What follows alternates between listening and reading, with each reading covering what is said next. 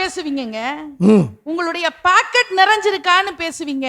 ஆனா கிராமத்துல இருக்கிற மக்கள்லாம் அந்த பாக்கெட்டுக்கு பின்னால இருக்கிற இதயத்தை பார்த்து பேசுவாங்க.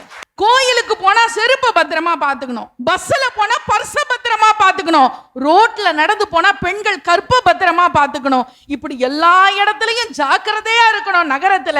ஆனா ஒரு கிராமத்துல நாங்க நடந்து போனா ஊரே எங்களுக்கு காவல் தெய்வமா இருக்குங்க. அதுதாங்க கிராமம். ஏரிக்கு பக்கத்துல வீடு கட்டினா அது கிராமம், ஏரியிலேயே வீடு கட்டினா அதுதாங்க நகரம். வேளச்சேரி, கூடுவாஞ்சேரி, செம்மாஞ்சேரின்னு போயிட்டே இருக்கு. மழை வந்தாதான் தெரியுது எது ஏரி எது ஊருன்னு. திருவிழாங்கிற வார்த்தையை திருப்பி போட்டு பாருங்க, விழாதுன்னு வரும். ஒரு மனுஷன் வாழ்க்கையில விழாது இருக்கத்தாங்க திருவிழாக்களையே கொண்டாடுறாங்க. பக்தி தமிழ், அறுசுவை தமிழ், நல்ல தமிழ் என்ற அத்தனை தமிழையும் தேமதுர தமிழோசை உலகமெல்லாம் பரவ வழி செய்து கொண்டிருக்கும் வசந்த் தொலைக்காட்சிக்கும் என்னுடைய அன்பு கலந்த வணக்கத்தினை தெரிவித்துக் கொண்டு, நடுவர் அவர்களே, இந்த ஊருக்கும் எனக்கும் ஒரு நெருங்கிய தொடர்பு உண்டு. அப்படியா? ஆமா. இந்த காஞ்சிபுரம் இது சாதாரண புறம் அல்ல, காஞ்சி வரம். தமிழ்நாட்டுக்கே காஞ்சி ஒரு வரம்.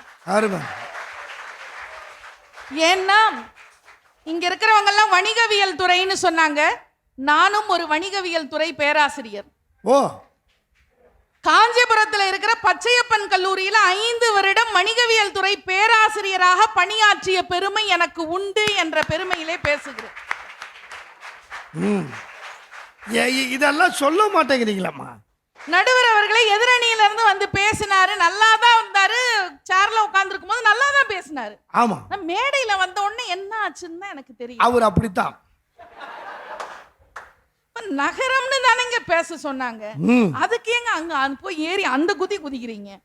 நான் என்ன கேக்குறேன், நகரத்துல இருக்கிறவங்க எல்லாம் பாக்கெட்டை பார்த்து பேசுவீங்க, உங்களுடைய பாக்கெட் நிறைஞ்சிருக்கான்னு பேசுவீங்க.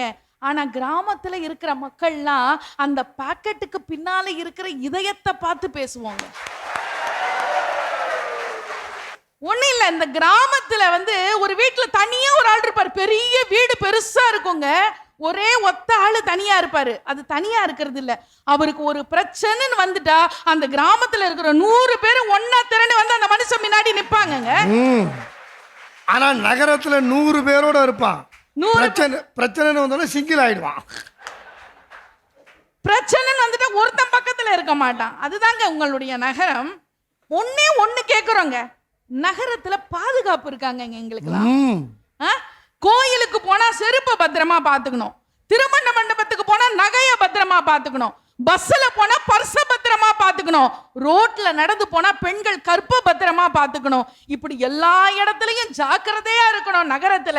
ஆனா ஒரு கிராமத்துல நாங்க நடந்து போனா ஊரே எங்களுக்கு காவல் தெய்வமா இருக்குங்க. அதுதாங்க கிராமம். என்ன பேசுறீங்க? காதல பத்தி எல்லாம் பேசினார், அவர் பாட்டெல்லாம் பாடினார். எனக்கு ரொம்ப வருத்தமா இருந்தது. என்ன தெரியுங்களா, எப்படிப்பட்ட காதல், காதலுக்கு பெயர் போனதுங்க கிராமம்.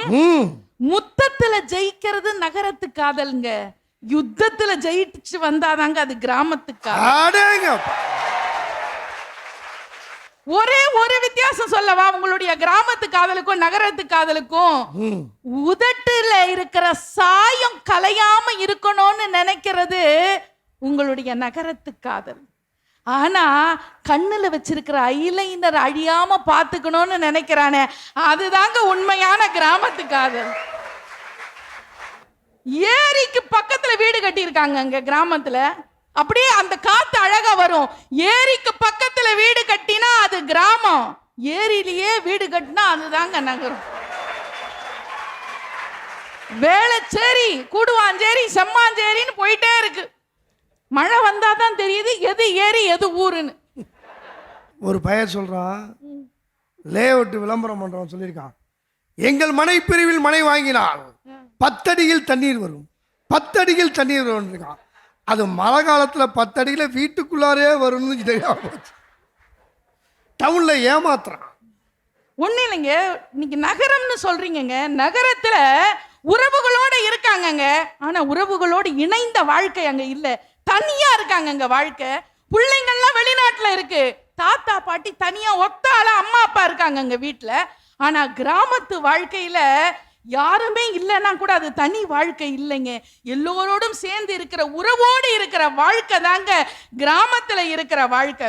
ஒரே ஒரு விஷயத்த சொல்றேன், கிராமத்துக்கும் நகர நெரிசலில் மக்களுடைய மனசு கூட நசுங்கி போய்விட்டது. அதுதாங்க நகரத்து வாழ்க்கை. இன்னைக்கு பொங்கலை கொண்டாடுறோம். பொங்கலை எப்படிங்க கொண்டாடுவாங்க? பானையில பொங்க வச்சு கொண்டாடுவாங்க. இன்னைக்கு குக்கர் பொங்கல், அது எப்போ 3 விசில் அடிக்கும்னு பார்த்துட்டு இருக்காங்க நம்மாளு காலையில எழுந்து. ஆனா ஒரு முறை இந்த வடை சட்டியும் குக்கரும் பேசிக்கிச்சான். வடை சட்டி குக்கரை பார்த்து சொல்லிச்சான், நான் இவ்வளவு கருப்பா இருக்கும் போதே என்னை பார்த்து விசில் அடிக்கிறியே, நான் ஒருவேளை சவப்பா இருந்தா நீ எத்தனை முறை விசில் அடிப்ப அப்படின்னு கேட்டுச்சான். வடை சட்டி வடை சட்டி. அதை ஏமா பழனியை பார்த்து சொல்றீங்க? நம்மால நகரத்துல ஒரு வீடு கட்டி இருந்தாரு. வீடை கட்டி அவன் வீட்டை சுத்தி சுத்தி பார்த்தான். என்னடா வீட்டை சுத்தி பாக்குறேன்னு? இல்ல வீடு என்னதுதான், ஆனா கட்டி இருக்கிற நிலம் தான் யாரோடுதுன்னு தெரியலன்னா. இன்னைக்கு அப்படிதான் இருக்கு. இயற்கையோடு வாழுகிற வாழ்க்கைய வாழ்ந்தாங்க கிராமத்துல. அழகா சொன்னாங்க. எப்படிப்பட்ட வாழ்க்கை தெரியுமா?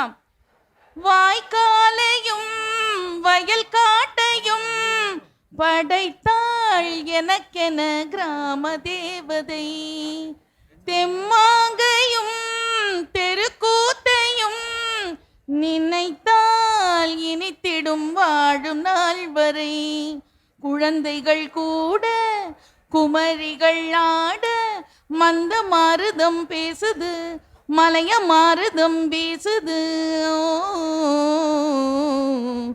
பூ பூக்கும் மாசம் தை மாசம், ஊரெங்கும் வீசும் பூவாசம், சின்ன கிளிகள் பறந்து ஆட, சிந்து கவிகள் குயில்கள் பாட, புது ராகம் புது தாளம் வந்து சேரும் நேரம் இந்நேரம், பூ பூக்கும் மாசம் தை மாசம், பொங்கலை வச்சு மஞ்சளை எடு தங்கச்சி தங்கச்சி தங்கச்சி, புஞ்சையும் நஞ்சையும் இந்த பூமியும் சாமியும் எல்லாம் நம் கட்சி அப்படின்னு பொங்கலையே ஒரு உறவாக குடும்பமாக நினைத்து கொண்டாடக்கூடிய விழா கிராமத்துல மட்டும்தாங்க உண்டு. திருவிழாங்கிற வார்த்தையை திருப்பி போட்டு பாருங்க, விழாதுன்னு வரும். ஒரு மனுஷன் வாழ்க்கையில விழாது இருக்கத்தாங்க திருவிழாக்களையே கொண்டாடுறாங்க.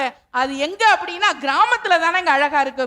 ஒரே ஒரு விஷயத்த நான் கேட்கிறேன் நடுவர்களே, என்கிட்ட ஒருத்தர் 5000 ரூபாய் பணம் வேணும்னு கேட்டாரு.